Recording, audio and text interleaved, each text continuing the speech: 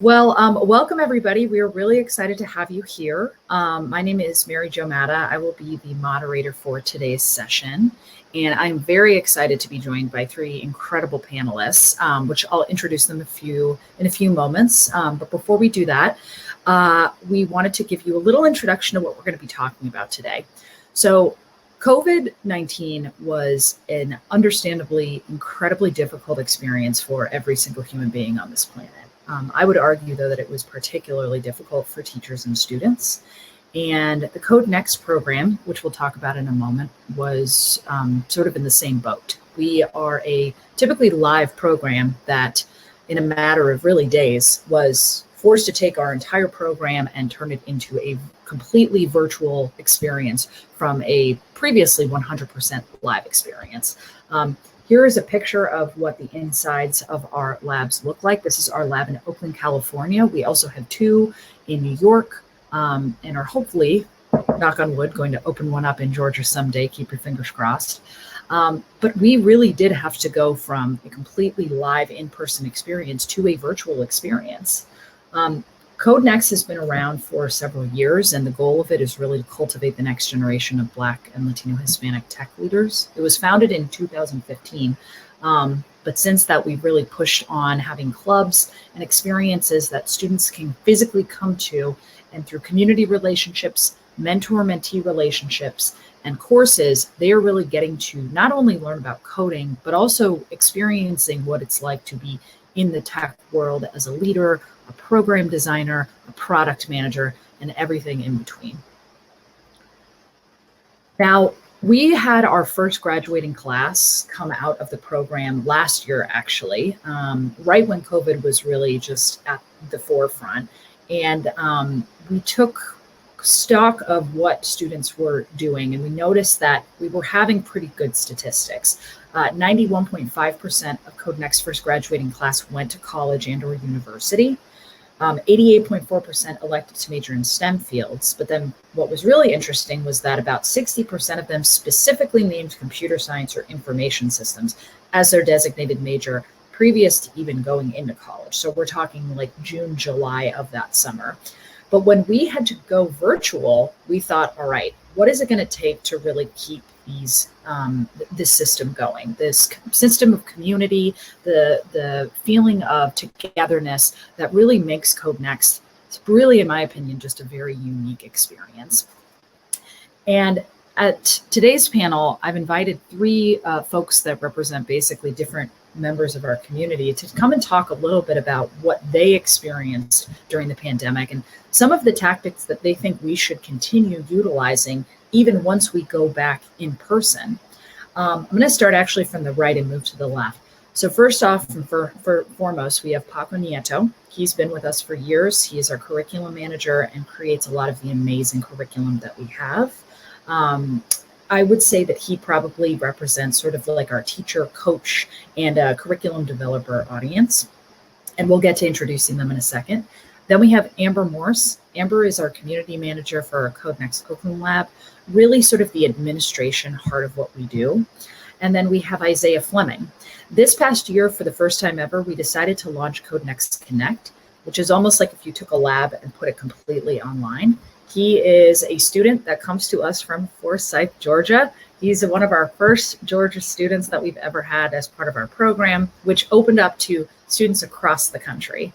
And we were really excited because Isaiah was in a couple of clubs and really has only experienced Codenext from a 100% virtual setting. And so what we decided to do is we got together and we said, all right, what are the biggest things that we have realized from going from live to virtual that are tactics that, frankly, we want to keep even when we do go back live, things that we learned that ended up being long-lasting lessons. COVID has been rough, but at the same time, there have been some lessons that have come out of it that we realized, okay, so yes, we did learn some things about our community, about technology, about teaching kids computer science from both a live and virtual setting that we are going to continue to maintain no matter the future. And so before we begin, I'd like to just let each panelist give a quick introduction to their background. So why don't we start with Coach Paco? So Coach Paco, can you come on as a panelist and just give a quick 2-minute introduction to who you are as an educator? And you should be able to ask to share. There you go. Oh, my camera's not available right now. Yeah, I'll try to get it to work.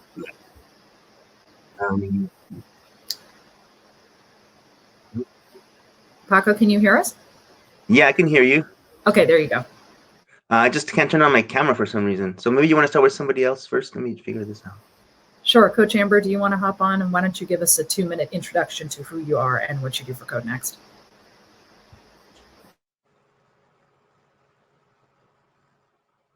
All right, here I am. Can y'all hear me, see me? Yep. Yeah, okay, great. Well, I'm Amber Morse, originally born and raised in the Bay Area. I made my way to Tuskegee University in Alabama, where I got my degree in social work. As I continued to be a social worker in New York City for a few years and then made my way to Washington, D.C., I said, let's go back to the Bay Area. And I wanted to continue to infuse my tech for social good, work for my community and my people into the tech space. And so I started working for an organization called Black Girls Code as their community manager for about 4 years, really thriving in that space with a really solid goal to teach 1 million girls to code by 2040. It was super rewarding and impactful and very necessary for the tech ecosystem. And then from there, with a lot of amazing partnerships with other tech corporations, I made my way to Codenext, which has a very similar mission as Black Girls Code. So it felt really good to continue the mission, continue the work. And with Codenext, I've been their community manager going on 2 years now, really driving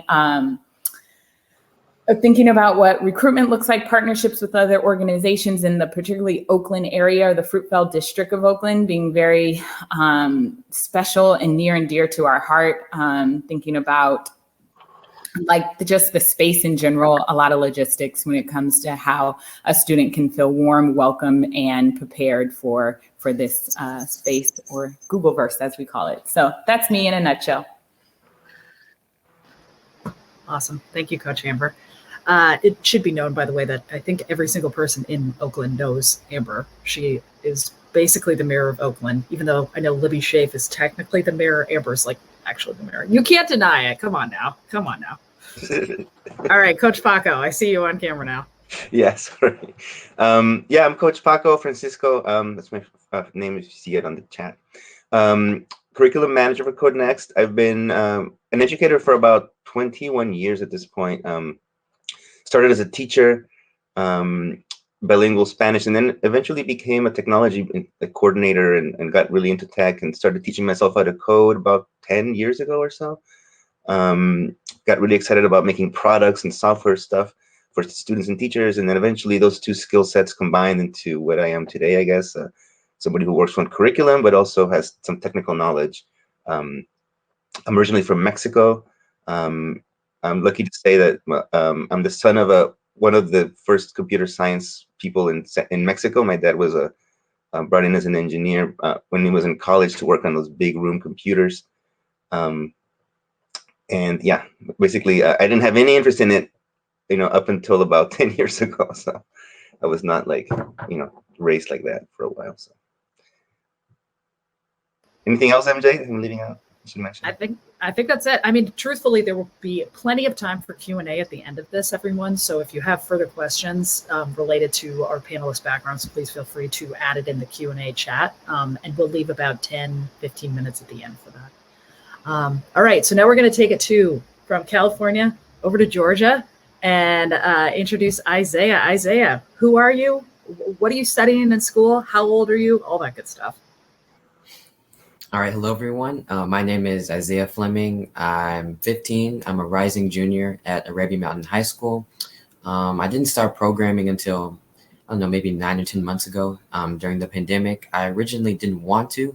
I kind of thought it only involved staring at a computer screen all day. I really wasn't interested in it. But during the pandemic, I gave it a shot. Honestly, it was out of boredom. I didn't really know, what else to do, but I gave it a shot. And it turned out to be something that I was interested in, something, I might want to do as a career, as a job. And then a few months later, I got into Google's Codenext program, Codenext Connect, program, and it brought me here. I'm definitely excited to share my student experience, what it's been like to learn virtually, and just give a student perspective. Thanks, Isaiah. And with that, let's just literally jump into the questions because we have a lot that we want to talk about. So what we did as a group is we basically got together and said, all right, what are like the top things that we want to continue to bring into the new year once we do slowly transition, which some of you already have, back to physical classrooms, or maybe do some sort of hybrid or continuing virtual model. So when we were talking about it, we really kind of realized that there were 3 different groups that these top 10 teaching tactics will fall into. First off is engagement. Second is content. And then the third part is developing networks. So we're just going to hop right in and talk about the first one. And this is one that really Amber, as a community manager, can speak to a lot, which is really the first one is students who are quieter live, usually in a typically live classroom, have been able to engage more. And things like mentorship can accomplish that. So Amber, as a community manager, you deal with a variety of students from super talkative to quiet, and you've mentioned that the virtual space has had positives in that area. So can you share a little bit why that might be and how teachers can think about using those skill sets? Yeah, for sure. Thanks, MJ.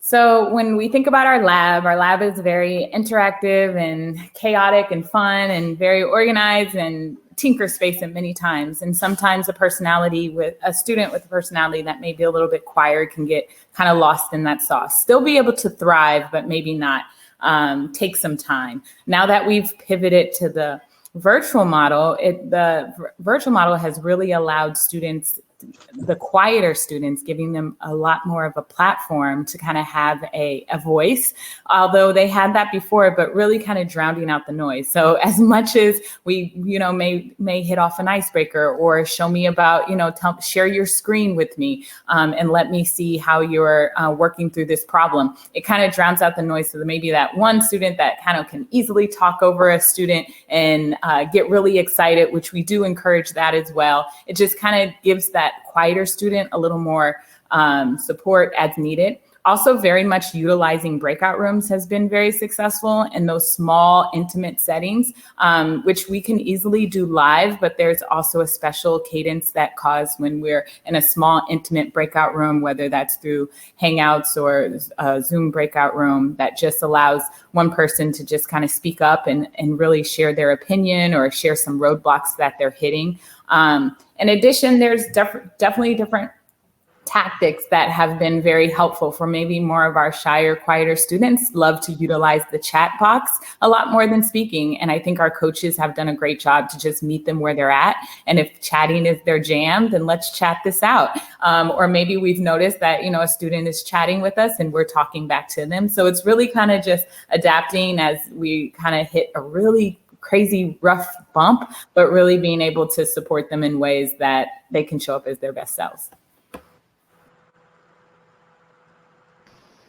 Isaiah actually brought up something similar, which we're going to get to a little bit later, around back channeling. And I do actually want to throw it over to him as well, because so Isaiah, you as a student, you were saying that flexibility has really been something that you appreciate as an independent student. So when we were talking, you brought up the second one, which is really that flexibility is key. And then you also spoke to the reality of back channeling for conversations, to have the opportunity to have conversations, not necessarily in kind of like the main conversation. So I want to pop it over to you for the student perspective. How was your experience with flexibility in projects and work that you did different before COVID, and what is it like now? Yeah, before COVID, I kind of just had less time to do things in my schedule during the week, during the school week. Even though school hours, haven't changed, they were the same before, after virtual learning. It kind of felt like they were when I was at home in the virtual setting. Just for example, normally I would get home from school around 4 o'clock in the afternoon, eat a snack, rest for about an hour, and then get to my homework about 5 o'clock. And before you know it, by the time I'm done with my homework, eat dinner, and then go to bed and just do the same thing, for the other 5 days in the week. But in the virtual setting, there's really no time wasted between the end of school and kind of taking a rest or eating a snack because I'm kind of already at home. The transportation is like unnecessary. So there's no time wasted with that. It kind of gives me an hour or so back in my schedule. And that way I can kind of rearrange what time I want to do my homework, what order I want to do it in, what time I want to go outside. I play golf out of school, so I can have some extra time to practice there or just go outside, ride my bike with my sister, anything like that. So during the virtual setting, it's kind of given me some extra flexibility in terms of how my school week rather, looks like. How do you think teachers maybe could keep that flexibility as we go back to school? Because things like, traveling, making time to actually drive to school, all of the other things you might do, what do you think teachers could do and schools could do in the future to keep some of that flexibility? Yeah, I don't think school hours should be shortened per se, because that's kind of in a way what happened with virtual learning. But I do believe that maybe like because my teachers' homework isn't necessarily, you don't know what Friday's homework is going to be on Monday. But maybe somehow if the week was more planned out for you, so say on Monday, I know what homework is going to be due Tuesday or what homework is going to be due Wednesday, I'm able to plan out a little better, how I want to do things through the week. And then the other thing was that you mentioned back channeling. So Coach Amber actually mentioned this a little bit before with having a back channel. I mean, we have a back channel theoretically kind of right now because people can add things in the comments. So, when we had back channels in Codenext, why were those back channels helpful? What did you enjoy about them? Yeah, I think they were, just a great addition, a great asset of like the virtual learning panel kind of thing. Sometimes all students, including me really, don't feel like talking through the microphone. I don't really know why it is, but it just doesn't feel as comfortable sometimes.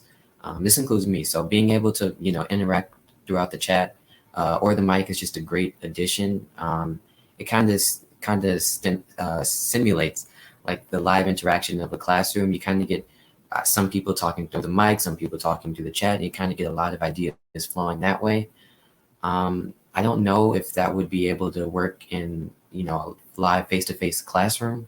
I would kind of prefer just normal face-to-face talking that way. I don't think an addition of a chat in a live classroom would be the best for everybody to learn how to communicate, but definitely in the virtual setting, it's helped a lot.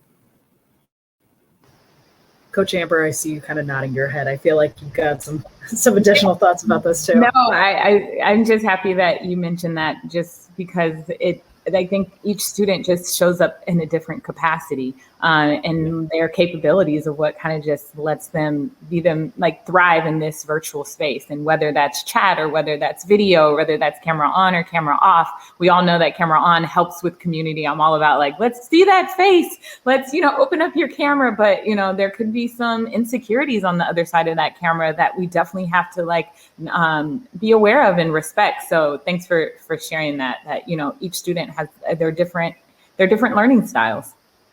While I've got you though, so you also mentioned communication, and that's something that we also talked about. That was sort of the last one for this engagement group, is that everybody's had to grow in terms of communication, but that doesn't necessarily mean that we've known how to grow through communication, how best to do it. And so, back channel communicating is one thing, but what about communication skills online? What tactics have you used during the pandemic to help students know, okay, this is how you interact in an online setting on social media, et cetera, et cetera? Yeah, that's a really good question, MJ, just because we had noticed that when in this virtual space, there's not as much, human interaction. So a lot of emails going out, or Remind, we use Remind app, which is a text form, or even speaking in the chat. And we just noticed that students would be a little bit delayed getting back to us, or just their overall email etiquette could use a little, brushing up. So we have our weekend or one-off workshops, which is one of the offerings that Codenext offers, from a club, which is like a 9-week experience, to a one-off. So the site team decided to create a a virtual email etiquette workshop. So we kind of just took them through best practices. Like, how do we, send an email? What's the great response time?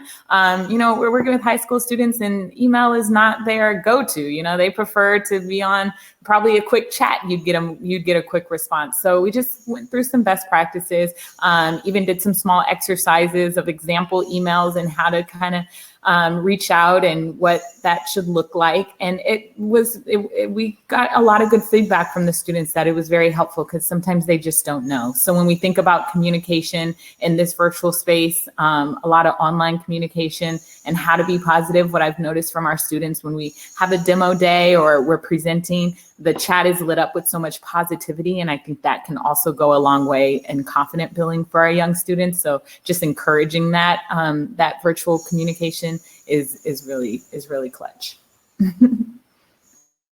We're going to hop over to content in a moment, but Coach Paco, I also wanted to give you an opportunity if there's anything that you wanted to add to any of these 4 items. Yeah, I mean, for me, what's coming up is, as an educator, the natural want, or that fear, that insecurity of allowing students to chat on the back channel. I mean, they're already texting and taking phones away from kids all the time, and it's like a fear for teachers that they're not going to pay attention to me and they're going to be chatting about other stuff. So having moderated, I don't know, Discord, Slack, whatever you have in your classroom, it would take a lot of culture building to get that set up in your classroom so it's respectful, because people aren't abusing. Make the academic discussions also exist there, and have a moderated environment. I think would be a good takeaway from what we learned having these back channel discussions.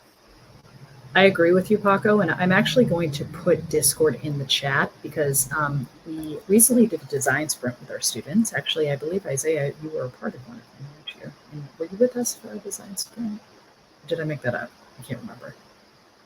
Now I'm like blanking. It's been a busy couple of weeks, but we had an overwhelming collection of students ask for Discord. And so we are going to be launching a Codenext Discord community that is intentionally meant to sort of be like a place for them to connect and back channel and things like that. So I highly encourage you to check it out. There's also opportunities to create bots where they can moderate the chat as things are going on in the background. So if you're interested in talking more about that, feel free to connect with us. Okay, but let's talk more about content, because I know obviously we have a lot of, I'm looking at the list of folks that we have in here, and we have a lot of people that seem like they're kind of in the content space, which is great.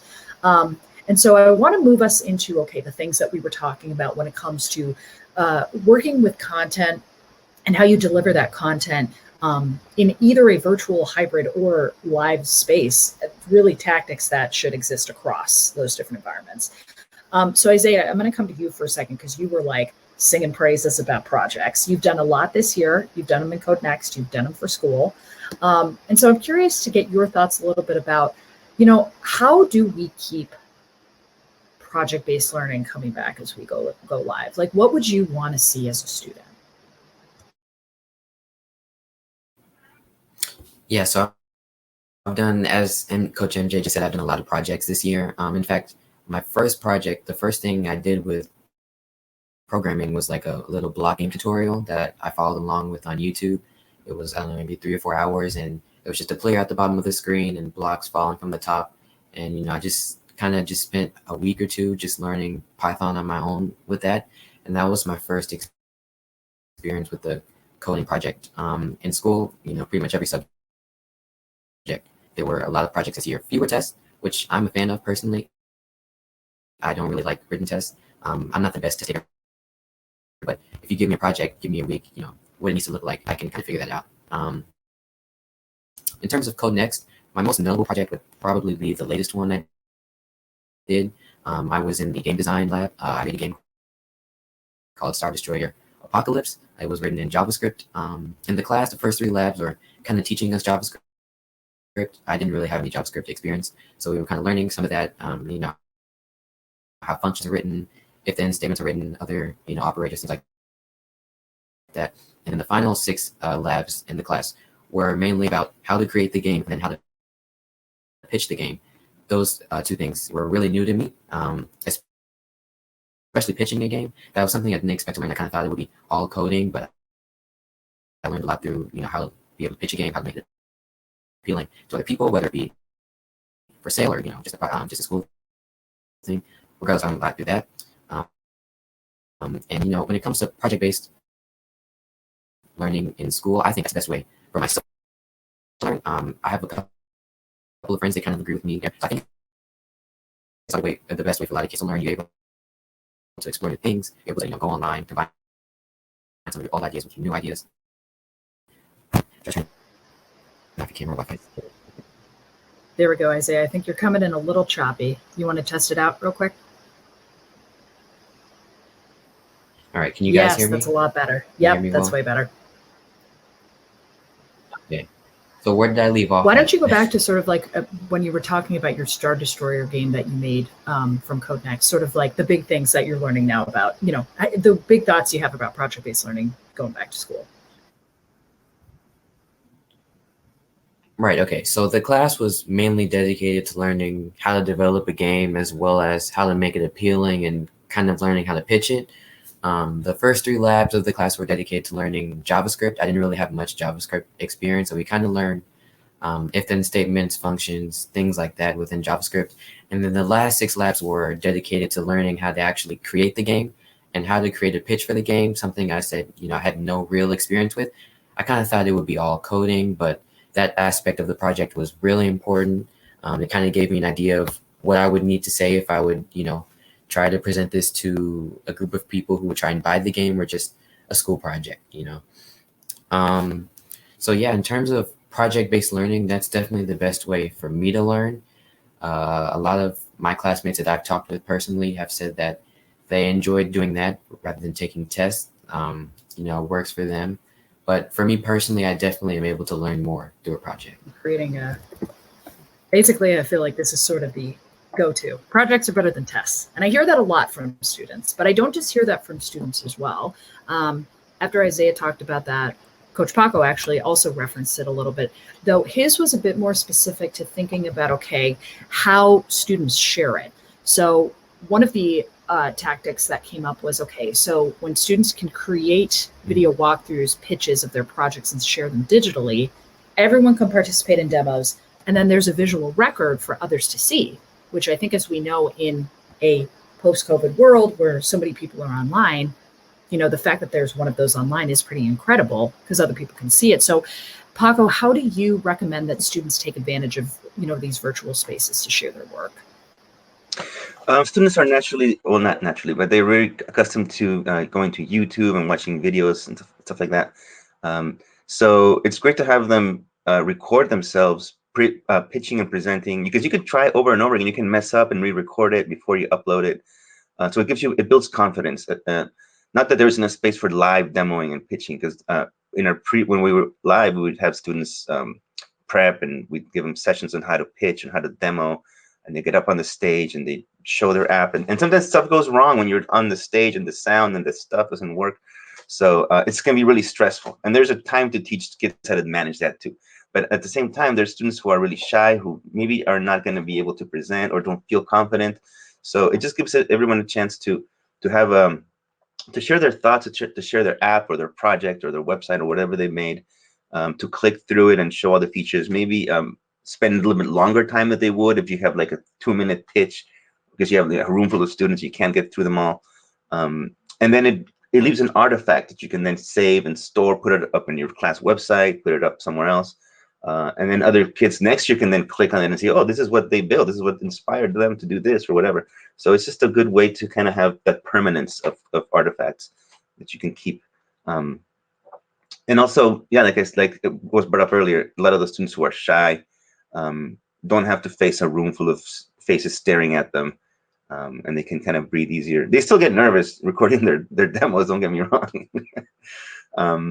But yeah, and then it's just, we feel like we've gotten a good response out of that. So I don't know if you have any questions regarding that. The artifacts usually are YouTube videos, or sometimes just an audio recording in some cases when there's no camera. But a video with like a little face in the corner would be really cool as you walk through and talk about it and click through your app and what it does and how you built it, the challenges you had with it, that kind of stuff. So YouTube, I heard you say audio recording. Is there anywhere else that you recommend teachers and students take advantage of, creating like a digital artifact Well, for people to see? YouTube is just one example. I mean, that's where kids are accustomed to going. You can make the link. I don't know if everybody knows, but you can definitely not. It doesn't have to be public, everyone to see. You can make the link private, so only people with the link can see it. You can do other things like that. But if it's not a YouTube video, it can just be you record with your web phone, like with your smartphone, and then just share it via Google Classroom or whatever platform you have. It doesn't have to live on YouTube servers. Unlisted, exactly. Excellent. And that wasn't the only thing that you mentioned about content. So, having the physical place that people can go is pretty awesome. So you can see student work. Then another opportunity to see student work that you mentioned was hackathons. And this is something I think that all of us would agree with, that hackathons are pretty incredible because when you do them online, you're able to really literally cross boundaries. Students can come from all sorts of geographic locations, different time zones, and all be there for the hackathon at the same time. So how does one lead a successful online hackathon? I think a lot of us have probably heard about them or seen them or maybe even participated in them, but what do you think makes a successful online hackathon? Are you asking me still? Yeah, and anybody else. We'll start with you, Coach Paco, but anybody else as well. Yeah, I mean, I was very skeptical when we all decided to do a hackathon online. I'm like, how's that gonna work? Like, is this gonna be the screens all day long, like for a whole weekend? It's gonna be awful. And it was tiring as a moderator of the thing. It was actually on the Hopin platform, so not to shout it out, but it was what we used as well, and it allowed us to bring the lab students from Oakland together with the ones in Harlem, which we've all talked about it all the time. Like, how do we collaborate more? Well, let's have a hackathon and have both of the cohorts together, or both of the sites together. And it was really awesome. We had a lot of participants. It increased our amount of students who were able to who could partner. We had the students who won were actually a hybrid group of both Oakland and Harlem students. Made it an amazing app. So it just allows you to kind of break down those geographical barriers. You could probably have a hackathon and invite, if you have like a network of schools, for example, like a charter network, or if you have some other like whole district-wide hackathon, you don't have to necessarily have everybody show up for a weekend and commit to being there, because that's a lot of time to be in one location. So you can make it remote. You can have students basically come in from wherever they're at and participate in your hackathon. And something I'll mention later, it's about just including people from the outside world as well. Coach Amber, do you have anything you want to add to that? Because you've done now a couple of online hackathons. You've got a lot of experience. Yeah, I have. And I'm just back to the platform. I think the platform was extremely helpful in being able to just kind of hop in and out of each student's sessions. Like literally, I felt like a in-person hackathon. I was just bouncing all around trying to identify, but also working closely with volunteers and mentors in hackathons was super important and impactful for the students, and being able to like attract mentors from all type of regions that we were able to like accommodate to our time zone. That was also very influential for the students to be able to receive that mentorship and support that they needed. But it, like, although we were virtual, it still were very long days. But that's the culture of a hackathon. It wouldn't be right if you weren't like, oh my gosh, but like that's what it is. So it's exciting. I would also add that the products of the hackathon last time around were, I think, just as strong or even stronger than other in-person hackathons. Maybe it was a skills the students had, but we didn't miss any kind of like drop in content or no skill. No, yeah, it was high level for sure. Yeah, and one of my favorite parts is when we have students from completely different parts of the country coming together. Like I'm thinking of Melly, Amber. Melly is one of the really amazing products that some of our kids have. It's a med app, med tech app. And we had 2 kids from New York and 2 kids from Oakland come together through a hackathon to create it. And that is, to me, just an unbelievable opportunity for online that is harder to get when you're live, because you're, physically live as opposed to on the internet.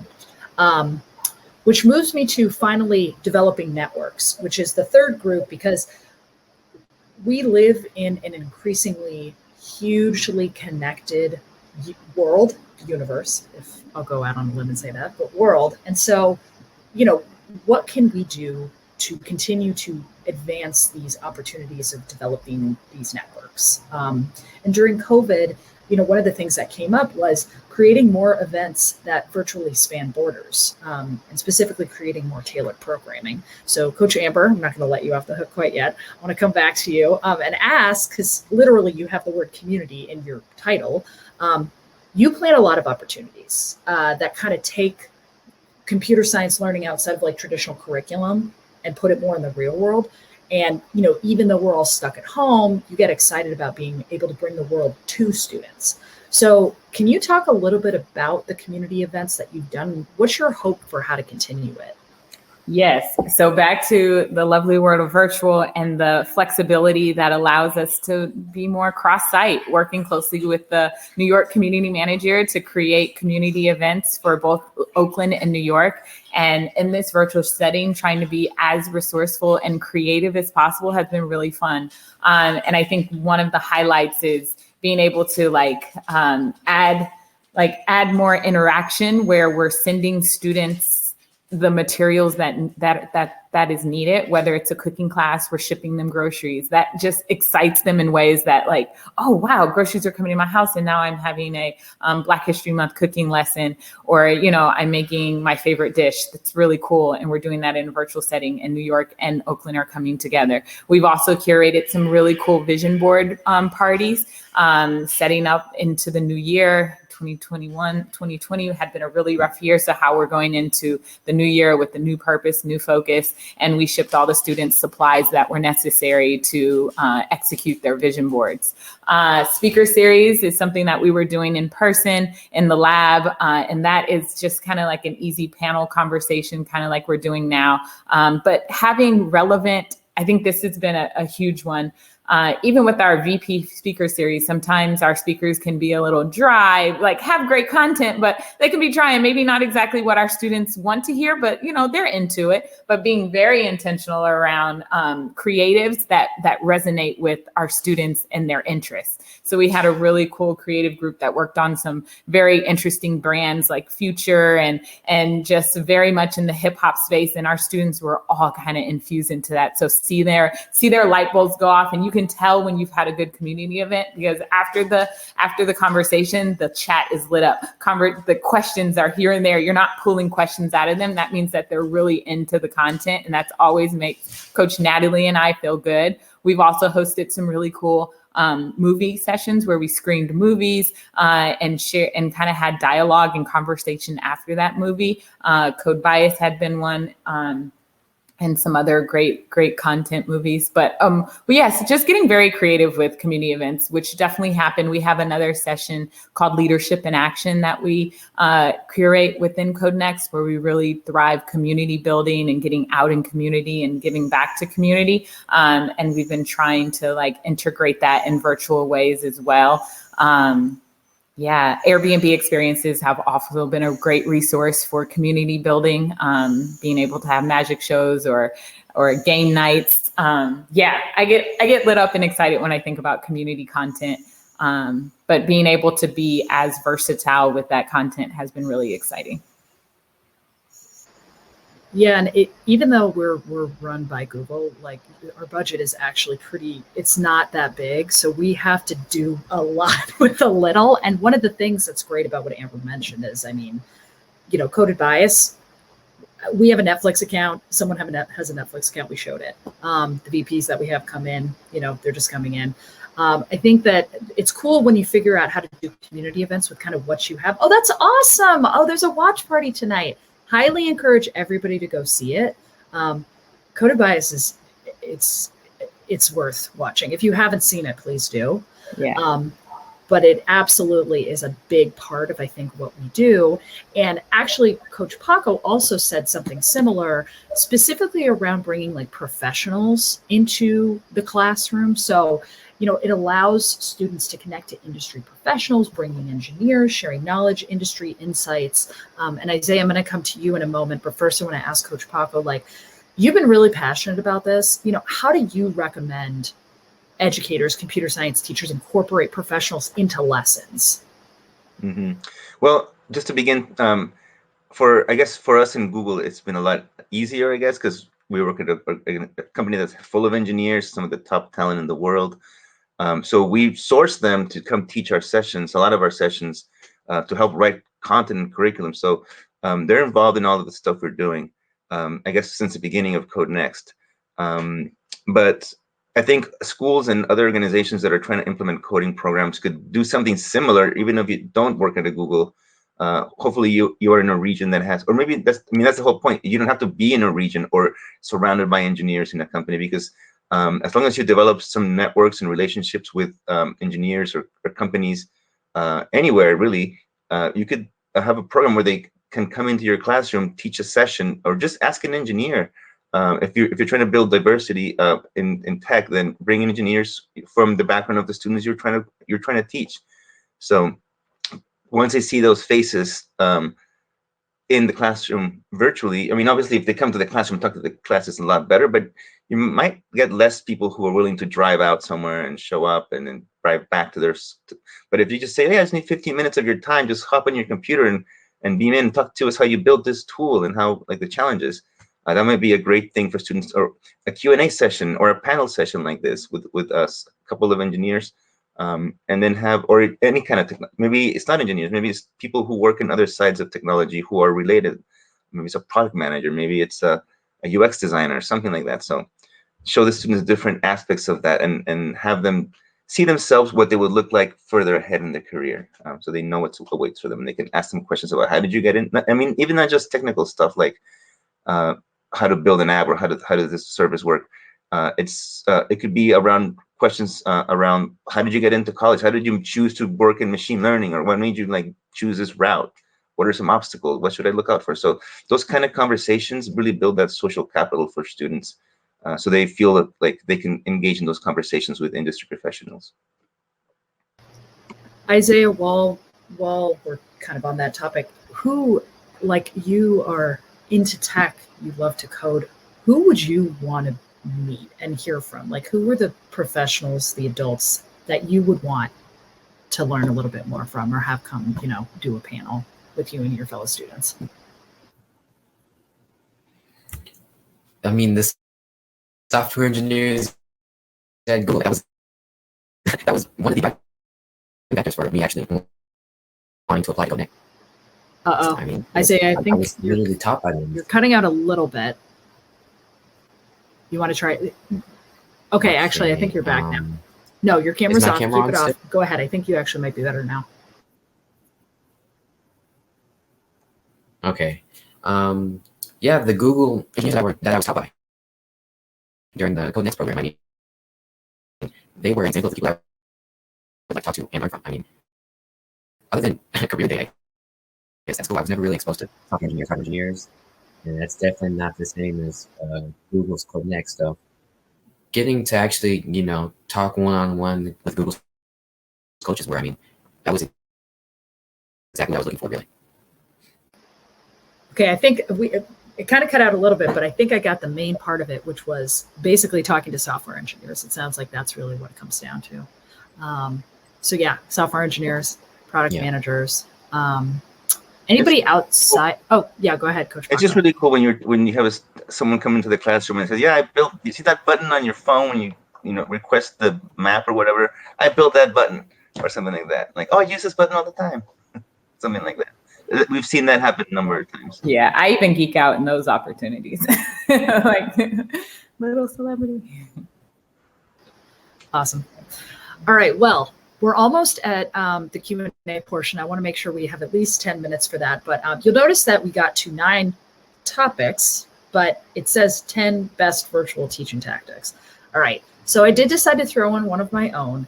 And this is a little bit of a bone I have to pick with state governments. So I don't know if any state or federal legislatures are on here, but my big thing, the one thing I added to this list of top 10 after talking to these 3 fabulous panelists, was to advocate for policymakers to create state laws to provision for Wi-Fi and tech as a fundamental right.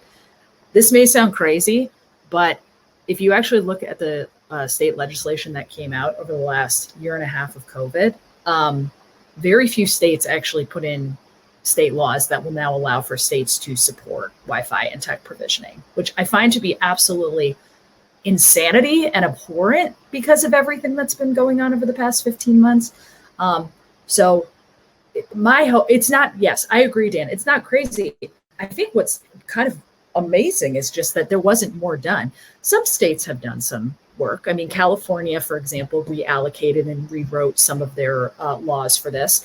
Arizona recently put in a statewide law that allows districts to apply for additional funding to supplement, but there could be more. So my hope is that one of the teaching tactics we pulled from this is that we need to continue to push legislatures to own states and make them support getting better Wi-Fi and tech. And I don't just mean on campuses, I mean for stuff that students can take home with them. All right, so we're going to move into Q&A in a moment, but I did want to mention one quick thing before we do that, which is you've heard from Coach Amber, Coach Paco, Isaiah, our amazing student from Georgia, and we're actually going to be opening up applications for our next Codenext cohort. And so they're going to open up in July and we'll close on the 31st. So if you have any students, any Black or Latino Hispanic students, high school students who you think would be interested in this content and they would like to do some of the things that we talked about today, please let us know or tell them to apply on g.co/Codenext. We would love to have them. And we're really excited to get more representation. Georgia was an absolutely phenomenal state when it came to our applicants last year. We got a lot of amazing applicants. We'd love to get more. So if you're interested, please feel free to share this with your students and or partners that you think would be interested. All right, so I am going, yes, I will put the link in the chat, absolutely. So you guys have access to it. Also, I added the link to the presentation, which is under the Q&A. If you are interested in getting that, it is there. I will make it available as in like, if you request access, I will give you access. Google gets a little bit funny about when we, just make slide presentations public. So if you request access, I will give you access and you will have it. All right, I am going to stop sharing my screen and we're going to move into Q&A. So I don't see any questions on the Q&A right now, so I'm happy to take them from the chat, or if folks want to come on screen and ask any of our panelists questions, feel free. I have a couple of other additional questions that we had in case the Q&A was a little bit quiet, but is there anything that's kind of like at the top of folks' minds?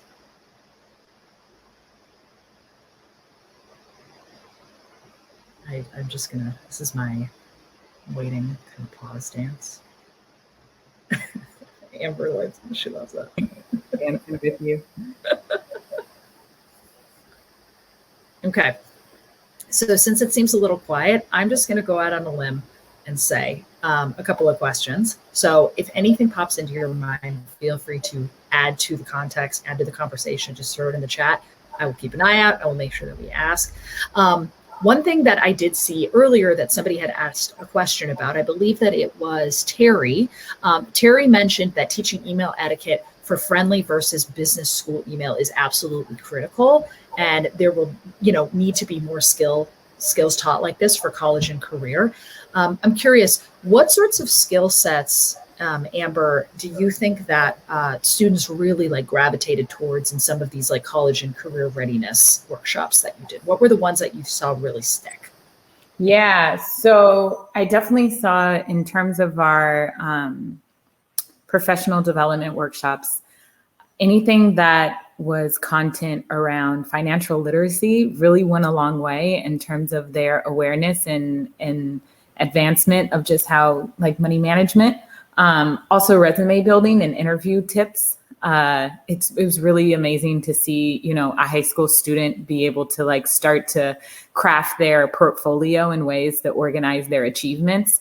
And then being able to have such high tech access from Google recruiters also went a really long way. But I would definitely say anywhere from professional development, yes, email etiquette was a huge success. Financial literacy and anything around resume and interview prep was extremely impactful for our students.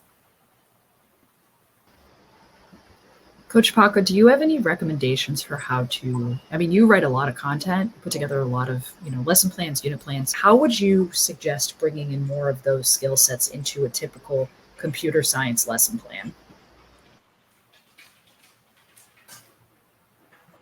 Sorry, which skill sets again? So anything kind of college and career readiness, email etiquette, digital citizenship, that kind of stuff. That's something that actually, I should say that I kind of leave it to the other parts of the program to fill in those gaps, because we bring in folks to do those sessions. So I don't necessarily include them into the curriculum when I'm writing about how to make a website or how to make a Raspberry Pi project. But that actually that kind of prods me to think about how should I do that in a better way. But I guess it could be like, well, actually, one of the things that it's not like email based, but it's definitely one of the components of the curriculum is to communicate. And that's when the computer science standards as well, being able to talk about the artifact or being able to talk about what you built in a professional way. So using the right vocabulary, for example, making sure the students are able to talk about the internet and all the working parts and the certain level of understanding of what's going on. So building that kind of like those mental schema around language, it's tied to the content, which would then translate into written communication for emails. So I don't know if that's a stretch, but I think it's tied together. How to talk professionally. And also engaging with engineers, like we talked about earlier, via remote, these virtual sessions or even just live, allows them to kind of develop that way of speaking to folks.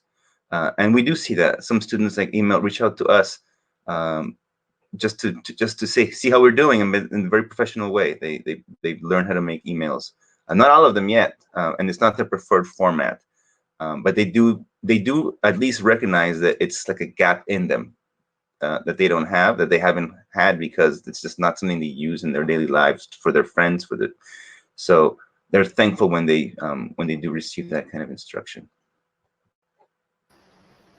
Isaiah, do you have anything you want to add? Sort of like what sorts of skills other than coding you'd like to learn about in your computer science classes?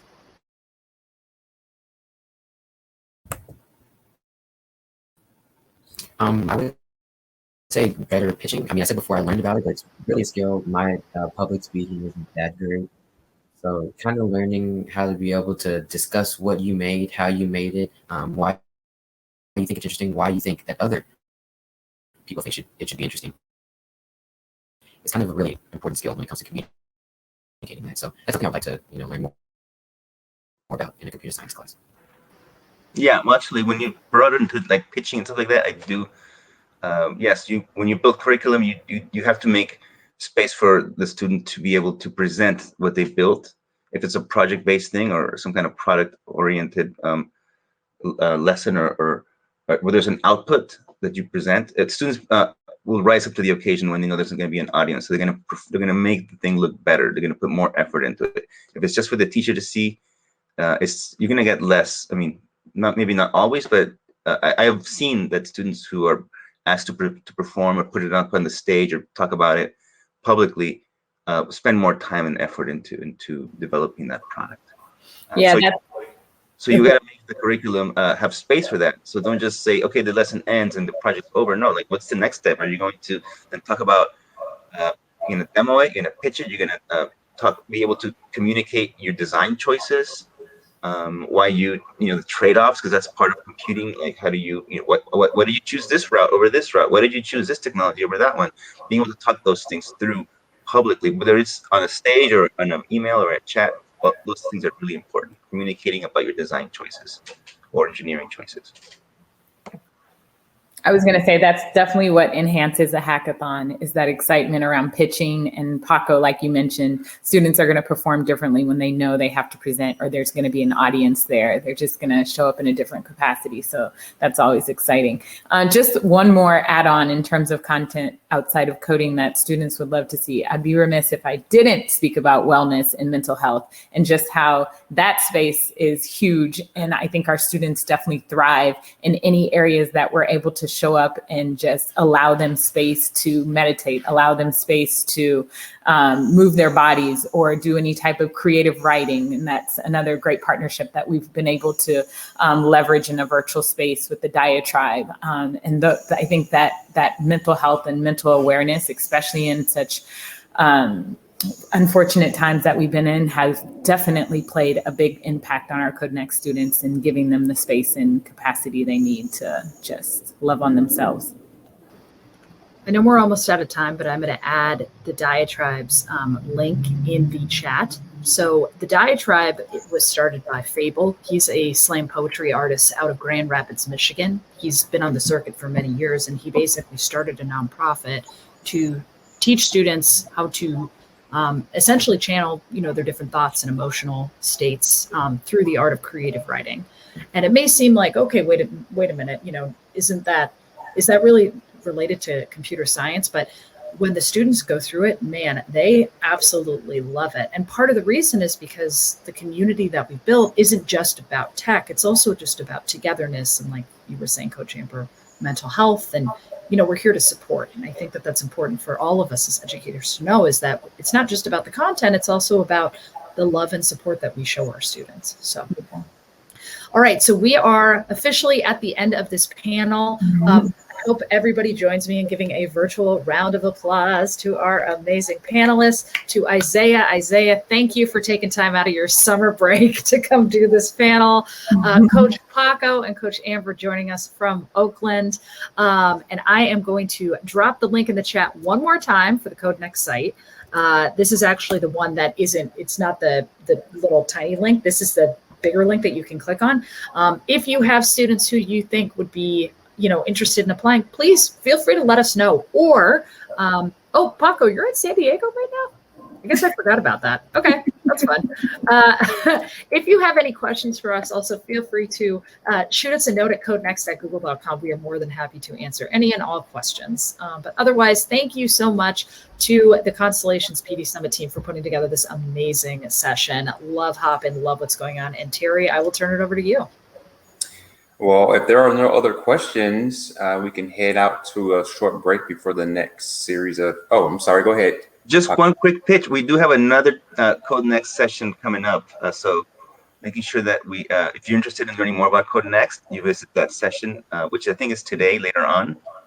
Noon. Yeah, that is specifically it's in about an hour, and it's about our social capital development strategies. So if you're interested in learning more about workshops around networking for students and helping them meet more people, feel free to hop into that with Shamika and Alex. Awesome. Thank you for that plug. Anything else? I think we're good to go. Just thank you, everybody, for being super engaged. It stayed pretty steady throughout the entire hour we were here. So. Thank you so much, all. And again, this session, just like all of our other sessions, will be on our YouTube channel later this week. Thank you. Props. Thanks, Isaiah. Thanks to MJ. Thanks, Nico. Bye.